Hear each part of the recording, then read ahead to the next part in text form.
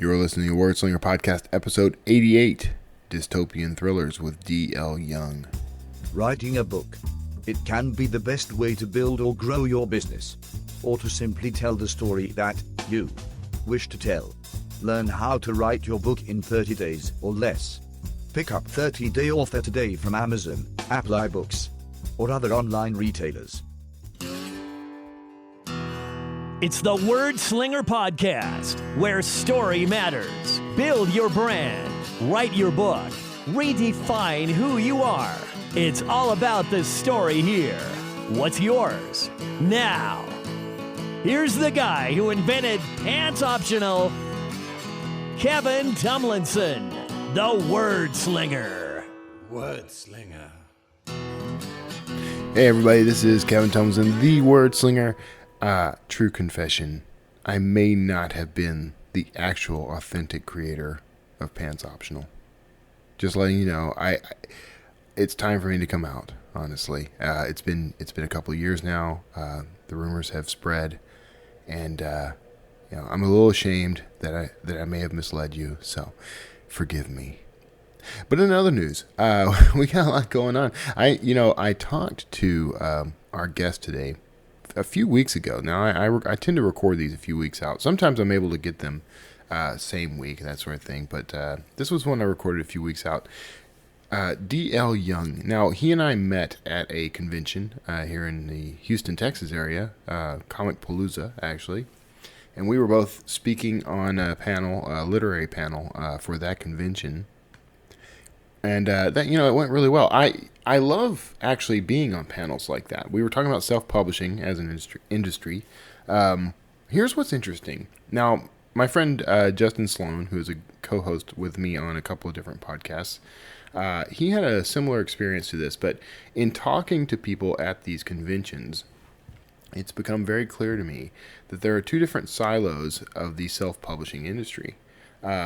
And I don't yet have a good name for either one. I'm working on that because I don't like referring to like one as old school and the other as new school. That doesn't quite tell the story for me because it's not really old school, new school. Because both groups are using techniques that the other could still use and benefit from, but they're not really thinking about them. It's interesting. I'm going to come up with a way to categorize that because one of the things I'm trying to do, honestly, is bridge the gap between that way of thinking and this way of thinking. And without really going into a lot of detail, let me just say that there is a group like me where most of what we do is focused around what we've learned from things like internet marketing. We're very marketing focused and we're very technology focused.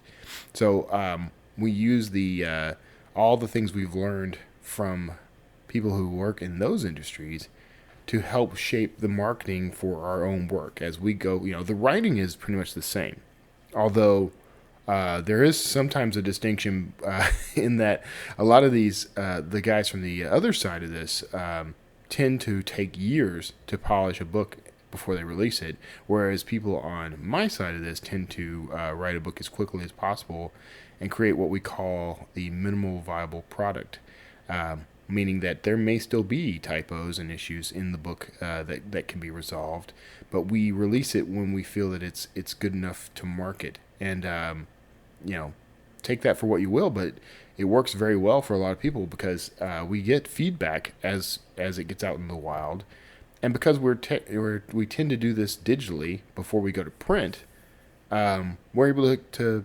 turn, we're able to pivot, we're able to create, go in and create or fix mistakes and create new material if we need it, and basically bring the book higher up, make it better. And that's, however you may feel about that, and there are people who do not like that, and I understand that. And a lot of those people were on this panel, a couple anyway, and so and on Justin's panel. So, but D.L. Young is not in that category. He's more in the category that I belong to. The other group, by the way, they tend to be focused more on print books than ebooks. They tend to be less focused on the marketing. Their marketing techniques tend to be more traditional, as in arranging book signings and doing guest appearances and that sort of thing, which can be very difficult to do if you don't already have an audience. And I interviewed another author who's on this circuit, Tex Thompson, who you will hear later, and she has the same sort of approach. So I'm very interested in that as a topic, and I hope you are too, but you may not be. I know that this podcast is not strictly speaking an author podcast, even though I do talk to a great many authors. But one of the things that I get out of this, and that I hope you get out of it, is by exposing myself to different points of view and different ideas, I grow as an entrepreneur and as an author. So that I want to find out and dig in and find a way to relate more between these two silos of the self-publishing industry for a variety of reasons. Also because now, as the director of marketing for Draft Digital, this is a whole new market that we can approach that I don't think really knows we exist. So these things are very interesting to me. I hope they're interesting to you, and I'd love to hear opinions and feedback. So if you'll contact me, you can go to wordslingerpodcast.com, where you can contact me and leave me an email. And you can also call me at 281-809-WORD. That's 281-809-9673. And leave me a voicemail and ask me anything you like. Leave comments. I love getting feedback. You can also do this, by the way, if you go and rate and review the show on iTunes and Stitcher. You can feel free to leave comments about content and that sort of thing in the comments there. In your review, don't ask specific questions there because I may not see them right away, and I don't want to leave you hanging. But you can feel free to comment about the content any way you like. So. Tell me what you like. So anyway, don't want to drag this on too long. I appreciate you tuning in, and I think you're going to enjoy this interview with D.L. Young. I did, and he writes in an interesting genre, but we do talk about the convention circuit a bit. We talk about doing these appearances and going to Comicpalooza and other events. So I think you'll get some real useful information out of this. So thanks so much for tuning in. Hang around after the interview and we'll do a quick wrap up, and take care of yourselves in the meantime. Enjoy this interview with D.L. Young. Hey everybody, thanks for tuning in again. I appreciate you being here, and I know my guest appreciates you being here. Today I'm talking with D.L. Young. He's the author of Soledad. I actually met D.L. at a conference at a Comicpalooza, actually, where we both ended up speaking on a panel together. So it's great to have you on the show, man. Yep, thanks, Kevin. It's great to be here. Now, you're primarily, this is science fiction. This is a dystopian thriller, actually. Right? It is. I've labeled it a dystopian thriller because I think that's the shelf it sits the best on. But yeah, it does have those kind of speculative science fictional elements to it as well. Sure. Yeah, you just never know anymore. Everything crosses over. Yeah. And I started writing thrillers, largely with a science fiction audience, and they've received it very well. So I've been, okay, this is good. I'm going to stick with thrillers for a while. So tell me a little about the book. So it's a, when I'm at events and I'm pitching it, I usually, my 10-second pitch is it's a dystopian thriller that's set in a post-apocalyptic Texas, right? And so that usually gets the eyes wide open, and people say, well, and it's the story of a young lady who's 20 years old. She has special abilities. She can actually tell if you're lying or telling the truth. She's kind of a human lie detector, and she's basically enslaved to a guy who's trying to take over the Republic of Texas. This is set in a future where Texas has actually seceded from the states. The Great Texit. The Great Texit, exactly. And in this world, it's pretty much the worst case scenario. It goes about as bad as it can go. So you have all these factions fighting for control, and she's basically being held against her will with one of these factions where, they're using her as kind of a secret weapon. And so she finds out that her parents may not be dead, as she thought. Mm-hmm. And the book is the story of her finding out if they're alive or not and what happened. Wow. Okay. And so what was the inspiration for this mainly? I mean, is it just political climate currently in Texas? Or? Well, there's a little bit of social commentary weave throughout, right? There's kind of a Christian Taliban a group that she gets mixed up with as well. Yeah. There's a little bit of that those political overtones, but it's the novelization of a short story I wrote several years ago that I was a Writers of the Future finalist. I got some awards for, and a lot of readers liked it, and I really liked it too. But I knew it was like a 5,000 word short story, and I knew that it was there was a lot more to that world that I wanted to explore and have fun with, and there was a much bigger story there. So I just decided to kind of make it into a novel. Now the novel is a little different. The protagonist is female in the novel, and in the short story it was a guy.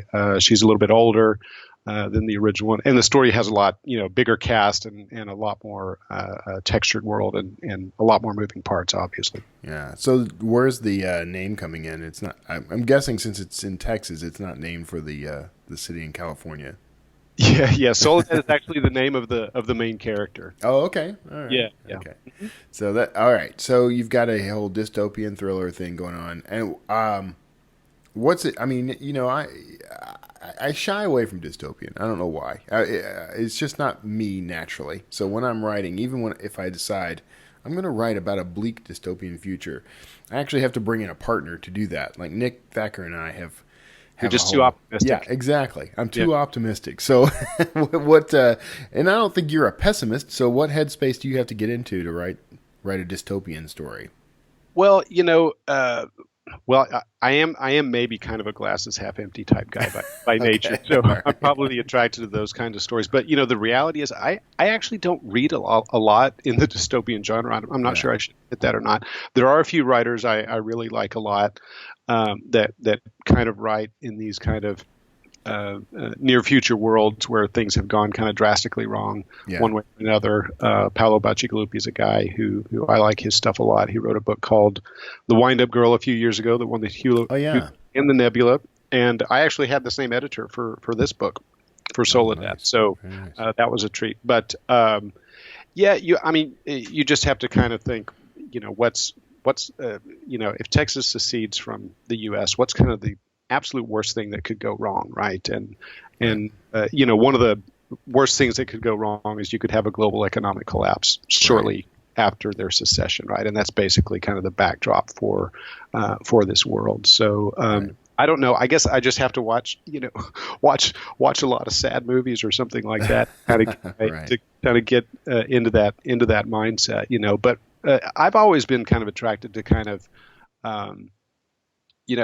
for me, maybe some of the negative aspects of stories, or the very, very dramatic aspects of stories that are tragic, right, are the ones that have moved me the most. And I think a dystopian future is a very tragic future, and so I guess I'm kind of attracted to that. Sometimes I'll tell people, it wouldn't have been as good a story if Hamlet would have lived, right? So I guess that's kind of where my head is at when I write. So, and this is not your first novel. I mean, you've got a slew of books out right now. Glancing through your author page on Amazon, this is largely like short story collections and that sort of thing. Is this tied to any of your existing work? Yeah, my Amazon page is a little misleading. This is actually the debut novel for me. Now, I did last year. I did put a book out that was a collection of my short fiction called Juarez Square and Other Stories. Okay. And so that was my first book, but it was a collection of short fiction. And then I've got a lot of other. If you look at my Amazon listing, there's a lot of books there, but a lot of them are anthologies where I happen to have a short story in, right? Yeah. With other authors and things. That's cool though, man. I mean, do you see kickbacks when any of those sell or no? I think on one of them there was like a profit sharing type of deal, but the majority of the rest of them, when you sell to anthologies or publications, they pay you the paltry sum for the one-time rights, right? That kind of thing, and then you get 6 months to a year, sometimes as long as 18 months, you get the rights back. And I actually got the rights back to about half a dozen stories all at the same time that I had sold elsewhere. And I remember adding up the words and thinking, wow, I've got these other two in the hopper, and I'm getting the rights back to these other ones in a few months. I think I have enough for a book. And so that was kind of why I put out the short story. Oh, okay. So that was Juarez Square then. Mm-hmm. Yeah. No, that's, I think that's smart. I like the fact that it bulks up your library and It does. Totally does. adds social credibility there. So that's good. I hope so. Yeah. What are you, okay. So we know each other through, Comic Palooza. Yep. I don't necessarily want to reveal anything, live on air that you've told me privately, but, because I don't know what you're willing to share. We'll just put it that way. However, I know next that... to nothing, Kevin. What's that? I'm willing to share next to nothing. Well, where I was going with that was I didn't want to out you on anything, but I mean, you're doing conferences and that sort of thing as part of your marketing and promotion of your work right now. Yeah, absolutely. Yeah. When I put out Warrior Square, which is a short story collection, I kind of did a lot of test marketing because I indie published that book and I indie published Soledad as well, the novel. Yeah. So when I put out the short story collection, I did kind of a lot of test marketing to see what would stick and what wouldn't. And I did have some kind of some things I thought would work didn't work, and then some things I wasn't quite sure about worked really, really well. So you never know, as you know, as an indie author, sometimes you don't know what's going to stick or not. And so last year at Comic Palooza, I got a table right at Artist Alley, and I shared it with a friend of mine, so it wouldn't cost that much. And I was actually surprised at how well it did, right? And what I found was if you actually kind of meet readers in person and they buy your book and you kind of establish, you have a 5-minute conversation, whatever kind of relationship that is. But if you meet somebody in person, it's a great thing, right? And they feel like they have that personal connection to you, and you feel like you have that personal connection to the reader. So it ends up being what the marketers call a very kind of sticky relationship. And so I was like, wow, this, and so it was one of the marketing things that really, really worked. So when the novel came out, I decided to kind of double down on that. So I did.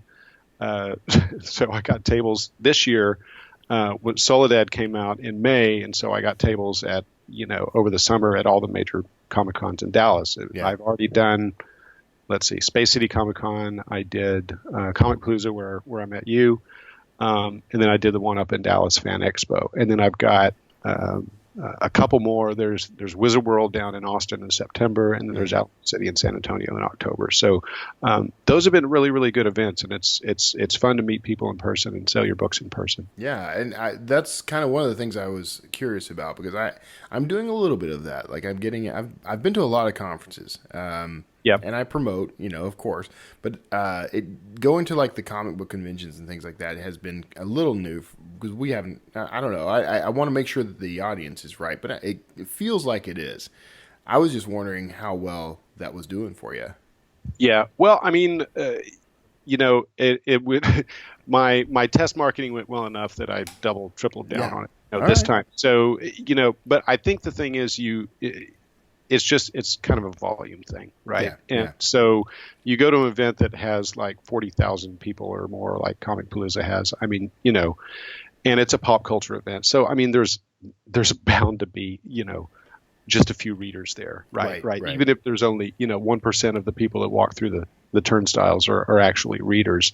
Right. They're there and they'll probably pass by your booth. And if you have some graphics that kind of allow them to kind of see, in a second or two, what kind of stuff you write, the people that are interested in this type of fiction will gravitate towards you, So, and that's kind of what I found. But it's really just kind of a volume thing. And I was pleasantly surprised there seemed to be quite a bit of overlap of genre readers, science fiction, fantasy readers at these big cons. And Comic Palooza does actually a pretty good job. They actually have, as they have that literary track, right, where they actually have they have little workshops and speaker panels and all this stuff with a lot of writers that a lot of these big Comic Cons don't have. So which is one of the things I really found interesting about it. And that's kind of been my way in just to kind of test the waters a little. And I can't say that I've had like huge sales come out of it or anything, but what I like is, as a marketer first, I mean, I go in thinking, well, how can I capture this traffic? So I try to come up with ways to get everybody to go download free books and get on my mailing list, right? Yeah. So that's a different approach though than renting a booth. I haven't gotten to the rent a booth and set up a a stand of books yet. I haven't gotten that far yet. Yeah. So would you recommend that? You think it's workable? I think so. You just have to. Well, if you're indie, I think if you're indie published, you have a lot more flexibility on what you can offer and where you sell and how you sell and for how much and that type of thing. Like for me, I do like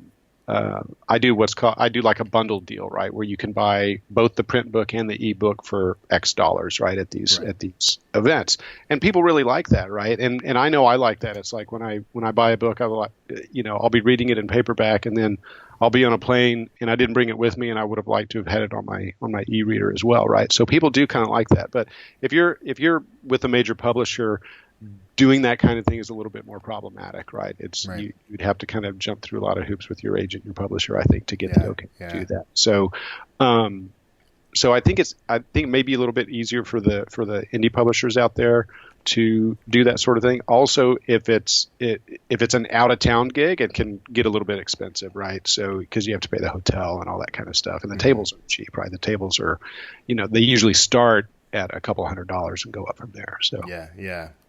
So if you can split it with somebody, that's actually pretty handy. Yeah, that's not a bad idea, actually. Just make sure they don't write the same type of stuff you do. You'll be competing with your table mate. I don't know about that. I mean, I think when most readers, if they come in on something, they want to find lots of books in that silo. So yeah, that's true. Yeah, that's true. So that's cool. I mean, and you're going to a lot of these events, so I need to probably follow in your footsteps and just kind of, ride along behind you sometimes and just see wherever you're going to be. I'll just show up there. Yeah, we won't compete. I promise we won't compete. dlyoungfiction.com/events is where you can see it all. Yeah. All right. And there will be links to everything in the show notes. So I promise, listeners. So go check that out. Cool. So you're, other than the appearing at these events, how are you handling marketing for your work right now? I'm again, kind of doing just a lot of kind of test marketing. I've been playing around with Facebook ads within the past few months to drive more newsletter signups. And I don't know if you've used Facebook ads at all, but it's a pretty powerful tool that, and I'm just now really starting to realize just how powerful it is. And I've been doing a lot of that. I also do, since I format my own ebooks and I'm pretty good at doing that kind of thing. I actually teach some classes at some places, how to create your own ebooks using Scrivener, which is the software I use for writing. Yeah. It's also a good tool for actually, exporting your manuscript into an ebook, kind of standard format. Mm-hmm. And so, I keep myself active in kind of these local events, local writing organizations and stuff like that, just to kind of keep my name and face out there. And I'll go to the lit oriented cons also, right, which are kind of the smaller, like science fiction, fantasy writer conferences. Like Armadillo Con is like in a couple weeks, and I'll be there. That's in Austin. Yeah. An organization I work with a lot is Writespace in Houston. Mm-hmm. I don't know if you've heard of Writespace, but I've heard of them. I probably need to touch base since I'm right now, at least I'm local. I should get in touch. Until you lay the map out on the table and decide where you're going to go with the RV, right? Yeah, so exactly. But yeah, Writespace is, if any of your listeners are kind of Houston based, it's a great grassroots kind of literary organization. They do a lot of events, a lot of seminars and training classes and stuff like that. And occasionally I'll do a class there. It's a lot of fun. Yeah, that's okay. And those groups, I don't know. I've had hit or miss luck with writers groups, in the past. I'm sure you have too. I mean, I know you have. And so, I'm always looking for good ones. I'll check those guys out, but So Writespace is great. They had their first annual Write Fest last year, and I sound like I own the place as much as I'm pushing it. But they had this event called Write Fest last year, and they had the thing I like about them is that they don't really kind of differentiate between genre fiction writers and other types of writers, literary nonfiction or whatever. So it's kind of an all or welcome type thing. So I think there's other organizations that maybe do try to delineate, kind of literary from everything else. And Writespace is great that it's all inclusive. Last year they had Neil Clark of Clark's World was keynote speaker, along with, and he was a co-keynote speaker with a guy who used to be the editor of McSweeney's, right? So I mean, you can't, you take it from the literary world, you take it from the genre world, and you kind of combine it, and that's one of the things I really like about that organization. Yeah. And I tell people it's you need to belong to something. I mean, I've got groups, I've got organizations I belong to where I can kind of share ideas and that sort of thing. But there's something about being able to be in the room with people and have a few drinks, and I don't really have that in my life and career at this point, unfortunately. Yeah. I'm connected to 1,000 people in this business, and they're all all over the planet. Yeah, exactly. Well, and it's hard to find space for it, right, in your life too, because I mean, you got books to write. Yeah, I've got books to write. I've got a full-time career. I've got soccer teams to coach and things like that as well. Yeah. So how do you balance your the writing with your full-time career? I haven't asked you what your full-time career is, actually. I've actually worked at Hewlett-Packard for like a long time, since probably about 99. I was originally hired at Compaq, and then HP bought Compaq a couple of years, and I left for a couple of years, and went to another company, but came back. So pretty much, with the exception of that little hiatus, I've been at HP since about 1999. So. I actually worked for Compaq years ago myself. Oh, wow. And just before the sale. So I left basically just as they were starting the negotiations, I guess. Yeah. It was still the good old days back then. Yeah.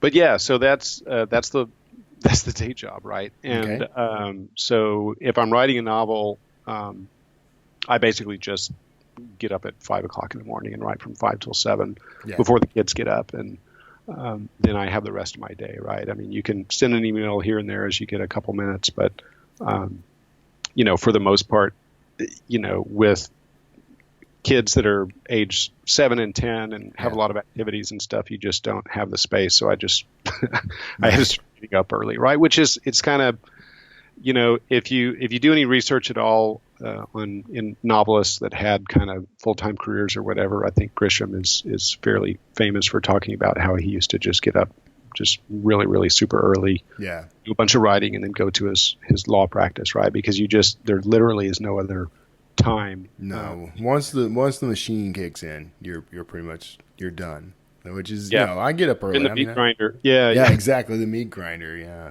because I mean, and I think I think most of the authors I know who are actually doing this regularly are all about getting up early and doing it, knocking it out. If they have day jobs at all, I know that's what they do. Most of them don't. Most of the authors I know who have day jobs don't try to do it after work or during lunch or any of that. Yeah. I know we always tell people, write whenever you can find the time, but I think mornings really are kind of the best, most productive hours for most people.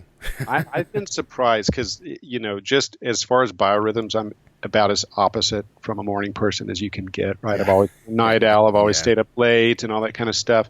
And I worried that getting up early would not work for me, but it actually did. It worked out pretty well. It took a couple of weeks for my body to adjust, but then I was worried I couldn't be creative in the morning, and it turned out not to be a problem, and it's actually very productive. I found that I work in peace and quiet with no music really, really productively. So it's been a great discovery for me. I know people that can if they get a spare 5 minutes, they'll write a sentence, and then they can do it again. And I just can't do that, right? I need to have. It just seems too 2-hour block.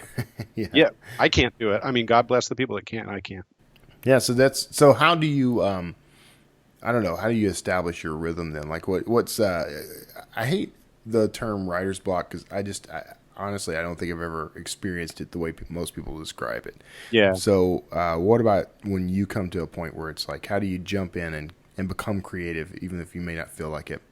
Yeah, I think you and I kind of share that same philosophy. We might have talked about on that panel we were on a little bit. Yeah, but I think so. I don't really believe in writer's block. I mean, I had there's a writer friend of mine in Colorado. He once said he thought the idea of writer's block was ridiculous, as ridiculous as the idea of plumber's block, right? Yeah, so exactly.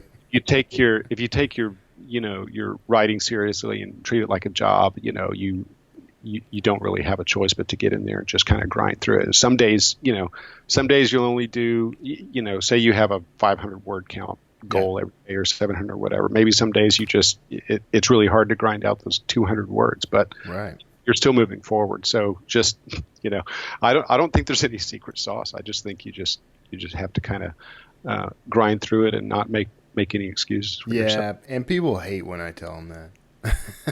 I mean, they hate hearing They put do, your butt in the seat because but for one, it's such a simple idea, but it leads to so much work. I think that's really what people are afraid of. Like the idea is simple enough. If I sit down every day and just start writing, I'll do it. But I guess when they're facing the existential crisis we know of as a blank page, Right. it all comes weighing on them. But just starting.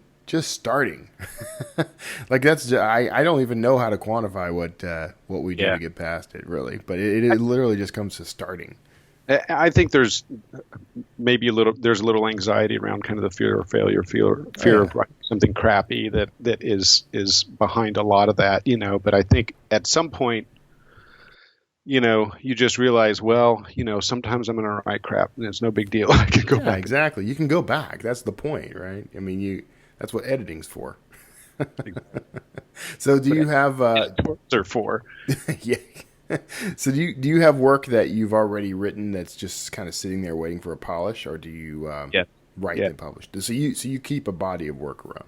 I have. Well, I mean, I've got right now I've got a couple short stories that are in the drawer. One of which I don't think I ever sent anywhere because I'm not happy. I wasn't happy with kind of where it ended up. But there's another one that I think is kind of one of the best things I've ever written. Yeah. And it made like the short list for a couple different contests and then didn't win the big prize. And so I was like, so that was, end to end, that was probably 9 months of waiting right there. So now I'm looking at it hard and maybe just doing some last tweaks on it and deciding where I'm going to kind of send it. But it's very, it's a piece that's very different from other stuff I've written, right? It's kind of a, it's kind of a dark humor, kind of almost silly type of story, right? So it's very different, but I really like it. But yeah, it's been sitting there for a while. So I don't have a bunch of backlog. I just have a little bit. Yeah, I kind of keep things around, but I'm very impatient though. Once I've written something, I'm like, I got to get this out there. I got to put this in front of people. Yeah, I'm kind of the same way. So you're writing. So do you mostly write short fiction? I mean, you're mostly doing that in your mornings. Well, I did for a long time. My story's a little bit of an odd one, right? So I was an English major in undergrad and English composition major, and so before I graduated from undergrad, I sold a couple of short stories to small press markets, right? And so that was kind of my start in writing, and then about my last year of college, I kind of decided not to go into academia as a career choice, right? And so I ended up going to business school.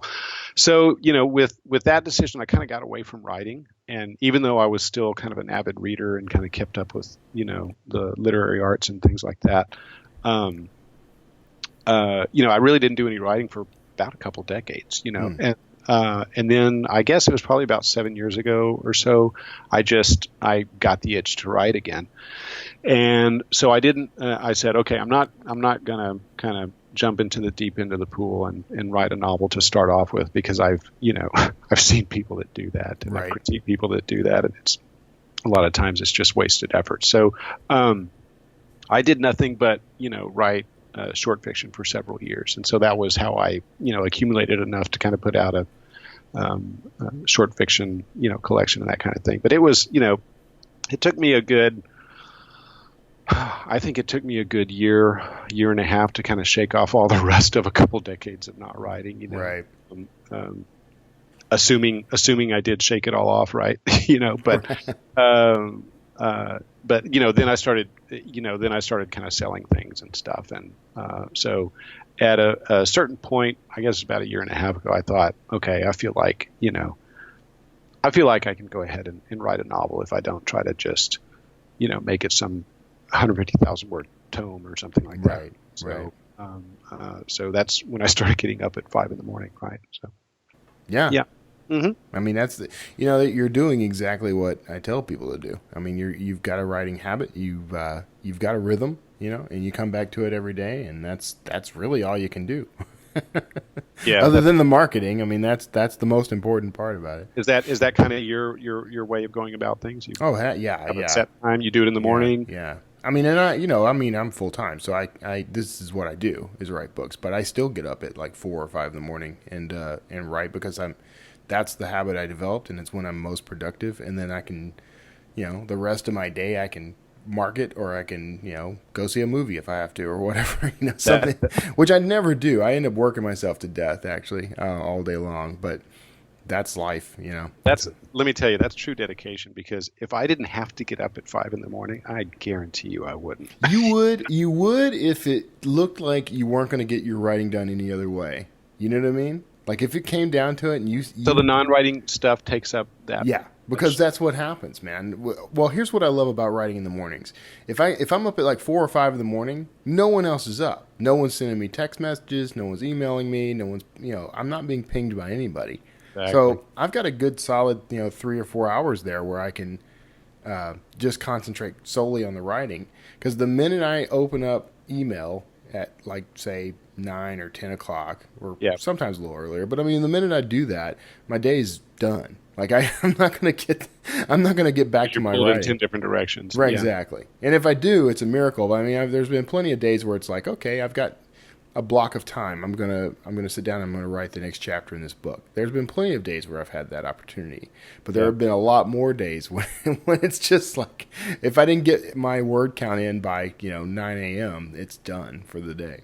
So, yeah. Okay. So I imagine you would be the same way. Like I think you would, because my impression of you, and granted we don't know each other that well, but I've got an impression of you that you this is work you do as a passion. People don't do stuff like this. They don't do what you do if they don't care about it. If it's just something they can take or leave. They only get up at 5 in the morning before their day job and write when it's something that drives them to do that. or they're in a cult, Or they're in a cult, right? So yeah, I'll be on the lookout for the DL Young cult. Yeah. We have a flag and everything. A plaque. Yeah. Sweet. All right. So you're okay. I like to keep these around 30 minutes, and we're hitting that mark. But I want to give you a chance to push. You've got this book out. Is there something new coming out? I'm actually working on the follow-up to Soledad. It's envisioned as kind of a 3-book series, and so I've just actually started work on the second book. So I'm hoping, kind of knock on wood, late 2016 release, potentially. I think realistically it might push into early 2017. Yeah, depending on how fast I can write and how many edits come back to me. But no, it's all kind of outlined. I have the story arc and all that kind of stuff. I'm a really nerdy planner when it comes to plotting and stuff like that. Yeah, so that's where you and I are different. Yeah. Oh, yeah. You just sit down and do it. Yeah, I'm a total pantser. Yeah. But okay. you have a good editor. So, and how did you end up connecting with your editor? It's funny when I knew that I wanted a really good editor, right? So I kind of did some research, and there's, let's be honest, there's a lot of really bad ones out there, because you can, there's not an editing, BA that you can get from a university, right? Anybody can put up a website and say they're an editor. So there is actually a website of like an association of editors that's out there, and people put their profiles and their basically their CVs and their experience, what books they've worked on. And there's a lot of freelance editors that either currently or formerly worked with major publishers, and you can actually find them. They're out there if you just look hard enough. So I found a couple. I found a couple that way. And then a good friend of mine, Cassandra Rose Clark, who is a local novelist here in Houston, and super good friend of mine, gave me a couple recommendations of editors she had worked with in the past. And so I sent all of these editors like the first chapter of the book, and they did kind of a sample edit for me, and the kind of just to kind of test the waters, right? Do I like working with them? Do they like working with me? Is it the kind of project we both kind of want to, yeah, are we the right fit for each other, right? Mm-hmm. And so the first three so I tried out 4, right? The first 3 were really good. They were really professional. And I was like, wow, these are all really good. Hard to choose between these 3. But the 4th one I had to wait like an extra 3 weeks for, because she was out of town or something. I don't remember. And I almost went with one of the other 3 because I wanted to kind of get things going. But the 4th editor, her name's Juliet Ullman, she got back with me, and the edit it was unbelievable. It kind of blew me away. And I was like, wow, I totally have to work with her. And then I only found out subsequently that she had edited The Wind-Up Girl, which is like one of my favorite novels in the past decade. So that was just total serendipity, and it worked out really well. But I mean, you just have to kind of do your research and make sure that people have legit credentials and things like that. Yeah. Yeah, I know a lot of really good editors, and I've been blessed in that. But I cheat now and don't. I've also known some really bad editors, so I'm very cautious. True, and I think that's something that indie authors don't really hear enough, right? Because really, truly, if you look at a lot of kind of traditionally published authors, or books that come out of the big publishing houses, really, the difference between just kind of a crappy so-so manuscript and a really good book is a good editor, right? A lot of times. And so they're just, I don't think indie publishers, I think a lot of times will just kind of, they'll have some beta readers, and then they'll have a proofreader check punctuation, and they'll just skip the substantive editing part. Right. And there's a huge mistake. Right. And there's almost like a checklist, I think, that a lot of people who get into this don't really they just want a simple system, and so it's complicated to go out and find a good editor. I mean, you have this checklist you're given by everybody. You need an editor, you need a cover designer, you need someone who does your formatting. There's all these things, and it's overwhelming. Right. So there needs to be a resource, though, some way to vet editors. Maybe I'll invent that. It sounds like there's an opportunity there. So, there probably is. Yeah, probably. All right. Well, hey, look, I don't want to take up any more of your time, but I appreciate you being on the show, man. And I know we had some bumps. I'm going to own up and publicly apologize, because for everyone listening, I basically bumped him twice before getting him on the show, just because life kept getting in the way. So it's not like I was going anywhere, Kevin. So but no problem. I hate doing that to people. I can count on one hand the number of times I've done anything remotely like that with a guest, and so you just happened to fall in twice. So sorry about that. Cool. So, a beer or 2 is owed. That's no problem. We'll do that. Since we got to get together, man. We're like Absolutely. 15 minutes from each other, I think. So we need. Really? Are you on the north side of town? Oh no. Okay. No, you're on the north side. Well, no, I'm in Sugar Land. So. Oh, okay. Yeah, right no, now. That's 15 minutes in a helicopter. 15 minutes, by air, by slingshot. Yeah. We can still do it. We can do it. Yeah, I'm flexible, man. All right. So I'll let you get back to your regularly scheduled life. And for everyone listening, be sure to stick around. But you can also find links to everything D.L. Young related in the show notes, including his Amazon author page, links to his book, etc. DL, man, I really appreciate you being here. Thanks so much for being on. Thanks, Kevin. Had fun. All right. Take care, everybody. Stick around for the wrap-up. And that was my interview with DL Young. I hope you enjoyed that.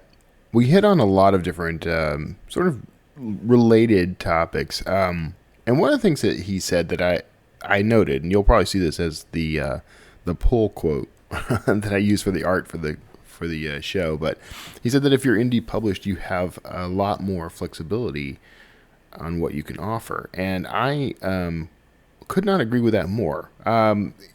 Looking at the traditional contracts, the authors I know who have actually published with traditional houses, I don't really hear them complain or anything. I mean, maybe they do, and maybe they just kind of keep their mouth shut because they don't want to, they don't want to ruin a good thing, I guess. But I would find it incredibly frustrating to be locked in on some of the terms I've seen in some of the contracts. I'm an impatient guy by nature, I guess, and so I like having the ability to say, okay, I've finished writing this book. I'm putting it in front of a team of editors and beta readers to edit the book.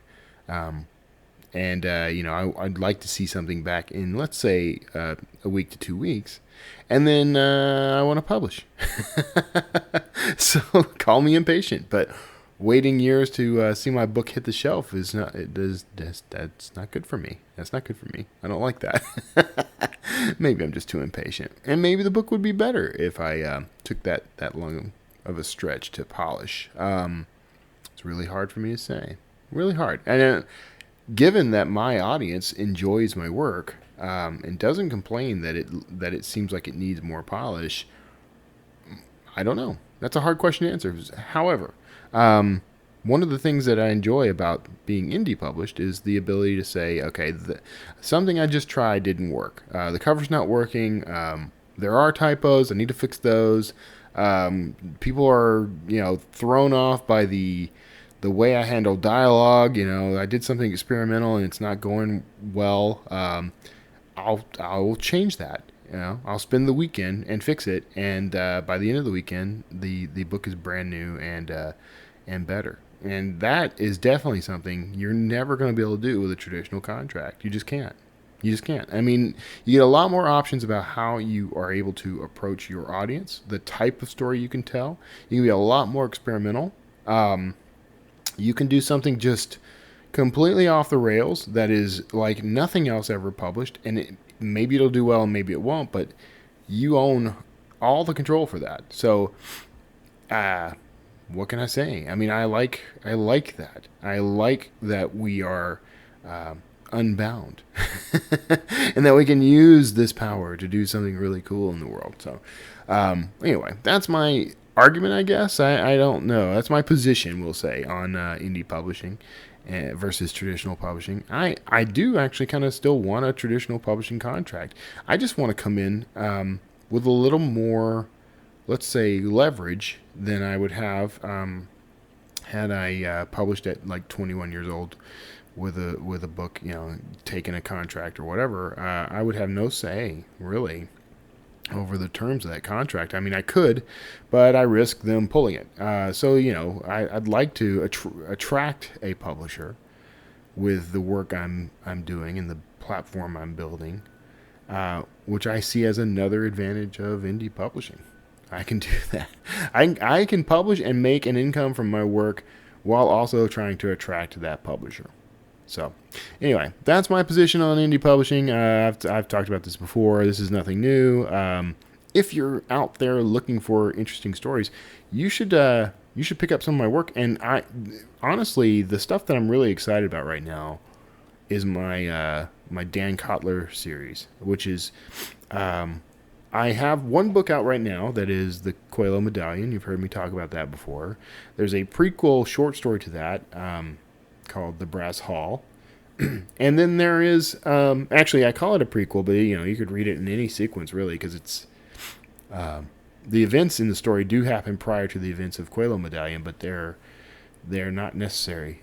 You don't have to read it to understand anything. And if you don't read Coelho Medallion, you won't misunderstand anything in Brass Hall. But the sequel to Coelho Medallion, the second book, I guess, in the series, is going to be titled The Atlantis Riddle.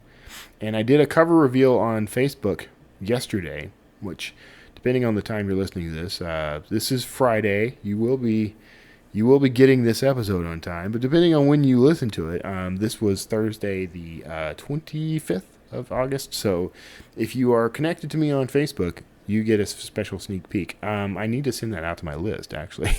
get some buzz generating. So bad marketer, but I couldn't resist. I wanted to kind of share it with somebody and get some feedback. But the cover is there. The book is nearly complete. I'm in the final stretch of it, the last act, and then I'll be handing this off to editors and beta readers to get some things nice and polished. I'm using a whole new technique now, whereas in the past I'm going to still do this part. I would do my edit run, which is to read through and edit. I do some rewriting. I do quite a bit of work, actually.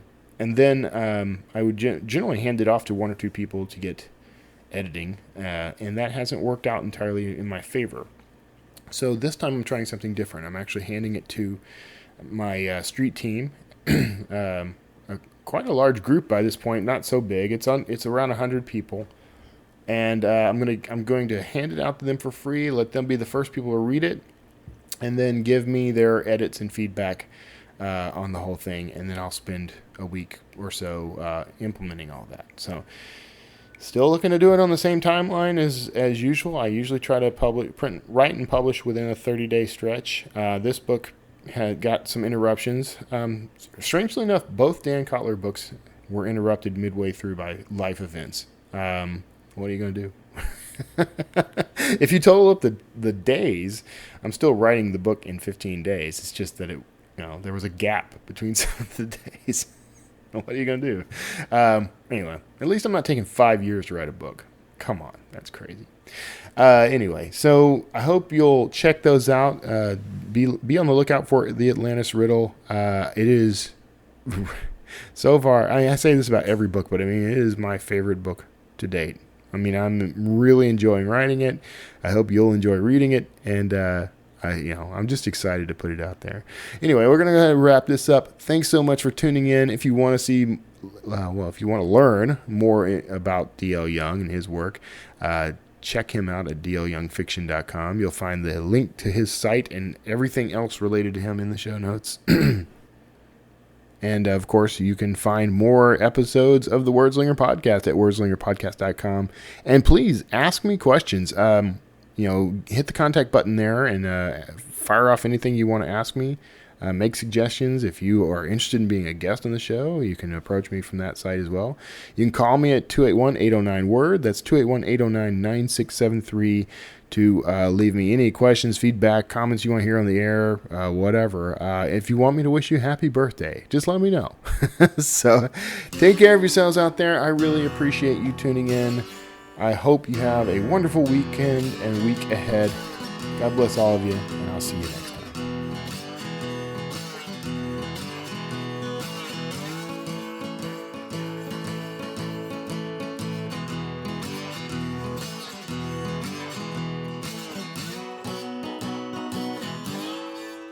Word Slinger.